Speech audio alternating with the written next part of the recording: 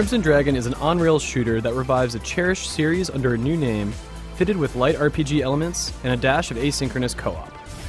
These additions bolster the main game, providing depth outside of the core linear gameplay. On-rails games are heavily automated after all, dictating forward movement for the player, and Crimson Dragon is no different. Unfortunately, due to wildly concocted paths, you often battle against the camera and rarely come out on top. This, coupled with unusually aggressive enemies, make Crimson Dragon a frustrating experience. There's greatness to behold, but you have to fight the will to put down the controller in order to catch a glimpse of these rare, fleeting moments.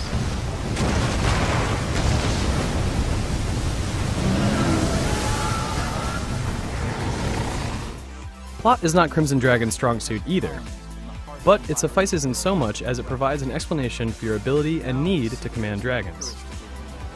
Humans have only recently begun to colonize planet Draco, when the arrival of the Crimson Scale virus enraged wildlife and laid waste to the settled colonies. Some people, dubbed the Seekers, were immune to the virus. As a Seeker, it's your job to fight back against the rising tide and investigate the cause of the Crimson Scale outbreak.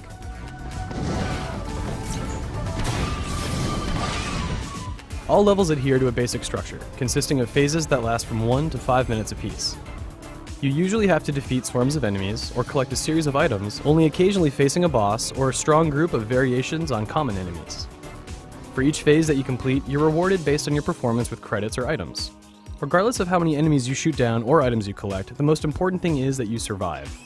You can better your chances by recruiting other players' dragons from the game's leaderboard, but these wingmen never seem to make much of an impact.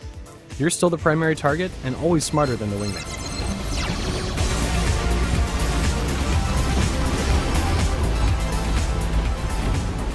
It doesn't help that Crimson Dragon is relentless, even on the easiest difficulty setting. Standard enemies fire dozens of projectiles at once, forcing you to constantly barrel roll to avoid impact.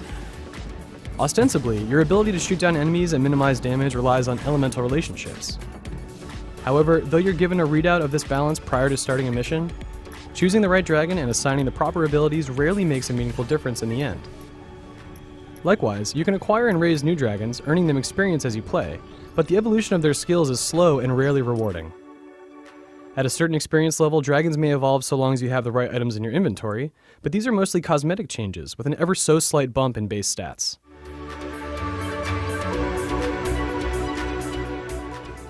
The imbalanced relationship between stat growth and difficulty is disappointing, but struggling to overcome these odds is nowhere near as frustrating as coping with Crimson Dragon's camera. When you're flying in a simple pattern, it's easy to settle into the camera and flight controls. The left analog stick steers your dragon, and the right stick controls your weapon's aim. Free-flying stages, which allow you to control the speed and trajectory of your dragon, turn the standard control scheme on its head, assigning it to the same stick as movement. It's confusing, not to mention ineffective. You constantly chase targets on screen, but rarely feel in total control. Granted, there are only a few of these free-flying stages in the entire game, but erratic paths and standard levels also prove to be problematic. Quite often you're sent careening around corners, while under fire, without enough time to react. If you submit, you can simply take some damage and move on.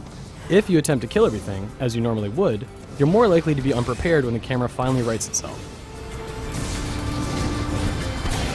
Fight your way towards the end of the game and you'll discover stages with greater visual appeal than the initial selection of barren landscapes. But it ultimately feels like too little, too late. For the most part, Crimson Dragon frustrates more than it entertains. Flying your dragon can feel good, but it's only when the game takes a rare breath and slows down that it feels right. The ability to raise dragons is mildly entertaining, but they take forever to evolve into more effective warriors, making this more of a distraction than a rewarding challenge. It doesn't take long to realize that for all its efforts to be something more, Crimson Dragon misses the mark. It's occasionally sloppy, usually frustrating, and ultimately disappointing.